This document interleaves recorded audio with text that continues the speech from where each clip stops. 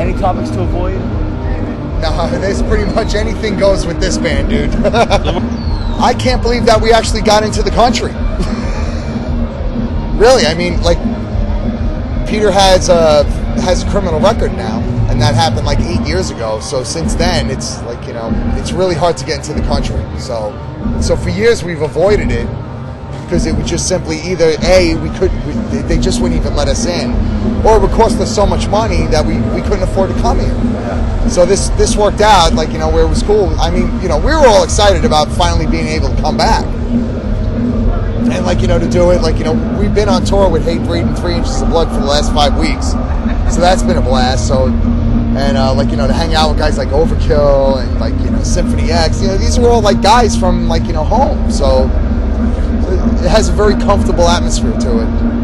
How's Pete doing? Pete's insane. That's the only way to sum it up. I mean, you saw it. You saw the show. So that's how he's doing. How does Pete stay on his feet? An elaborate set of trusses that you don't really see. And, like, there's, like, pulleys and stuff hanging from the truss on top. Like, you know, we managed to keep them propped up pretty well. Cool. Being a veteran band on the Jägermeister tour, I mean, how are the crowds reacting to you? How do you feel playing to younger audiences? I've noticed that, like, over the years, like I think it's like one of those things, like Bloody Kisses became one of those records, like, you know, like Motorhead's Ace of Spades, and, like, you know, like, it's like, if you're gonna get into this kind of music, this is what you have to listen to. And like, I started noticing it on the last tour for Life Is Killing Me, where there was, like, a lot of, like, more younger people showing up to the shows, and it's cool, you know, because it's kind of like I don't want to say a resurgence, but it seems like, you know, like, we're turning different people on to what we're doing. And that's always a good thing. Always. Your record, Dead Again, really is kind of a comeback record of sorts. Style is different. You have more punk. You have more melodic stuff in there. What made you guys write such a, I don't know, powerful record? It was just something that really, it just happened. Like, you know, we just locked ourselves up in a studio for like 6 months and just kept on working on songs, and, like, you know, just kept on working on them. We wanted to try to capture, like, a little bit of the element of what the band initially was about. And so we tried to, like, combine everything that we've done up until this point. We tried to put it all in one record. So I think there's, like, elements of everything that we've done over our career made it onto one record. I've been hearing from the Hatebreed guys about these Kiss parties that have happened on tour. What is a Kiss party? How do they unfold? What happens afterwards? It's just something that you don't talk about it. You're just a part of it. But it helps if you like Kiss. Now, the Hatebreed guys had a bone to pick with you. I think I was a typo. Their issue is that this is more about Kenny. Fair enough. They claim that you do not support 80s Kiss, Crazy Nights era, etc. No. And they love all eras of Kiss. How do you justify No, they're exaggerating. They're totally exaggerating and trying to put me on the spot. No, after, like, once Ace left the band, that's where we stopped. Well, at least that's where my record collection stops with Kiss. Okay. Talk a bit about the New York hardcore scene. We're on black humor, irony, all been focal points. That's, you know, that's who we are. We can't get away from it. That's it. You know, we put, there's like a soundscape behind, like, you know, who we are, and that's really, you know, there's no getting away from it. There's a lack of that, I find, in metal today, in music today. There's a lack of, you know, self-mocking. I think that, like, like in heavy metal and rock music in general, people have a tendency to take themselves way too seriously and start believing their own hype.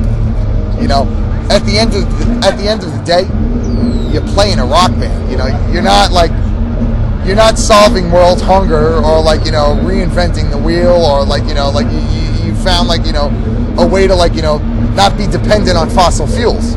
You're playing in a rock band. That's it. And if it's not you, somebody else is going to do it. you know, and it's like you have to take it for what it is. And we've always had that,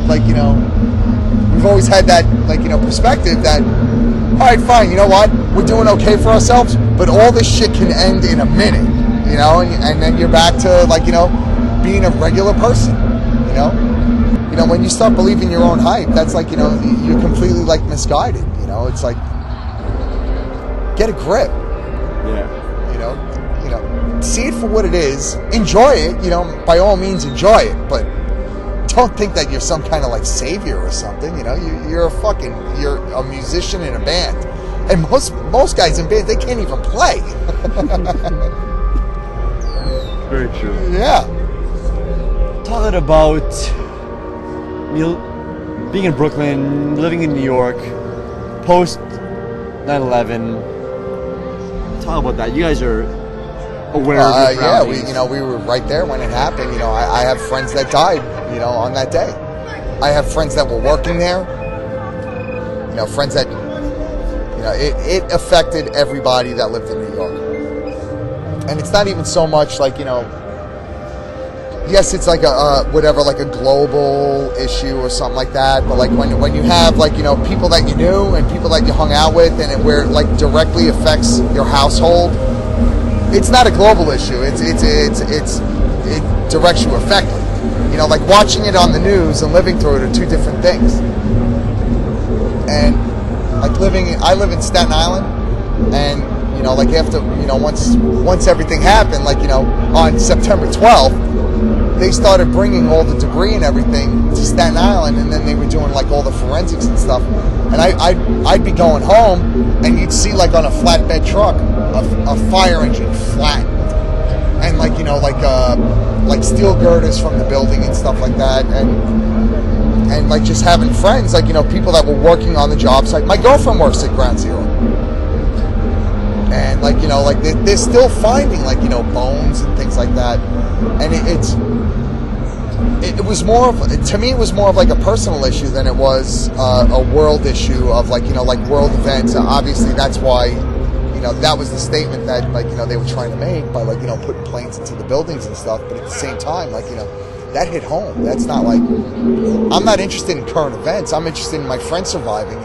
My friends who were in the fire department and the police department that were going down there to save people. And I'm on the phone trying to make phone calls to see if my friends that were in those services, if they're still here. I'm not concerned about the whole global event of it. I mean, yes, I am now, but it was more of a home thing than it was a political thing. How do kids become more aware, more politically aware, more socially aware? That's it. You know what? Me, I'm not a very politically motivated person. I think it just comes with age. As you get older, the more responsible you become in your own life, the more you become more aware of what's going on in your government, your environment, and it's par for the course. I mean, for me, when I was 16, 17 years old, I wasn't worried about our global economy or what the price of gas was. I didn't drive. I was like, dude, you know what? Iron Maiden's playing the Garden in 2 weeks. That's what I want to do.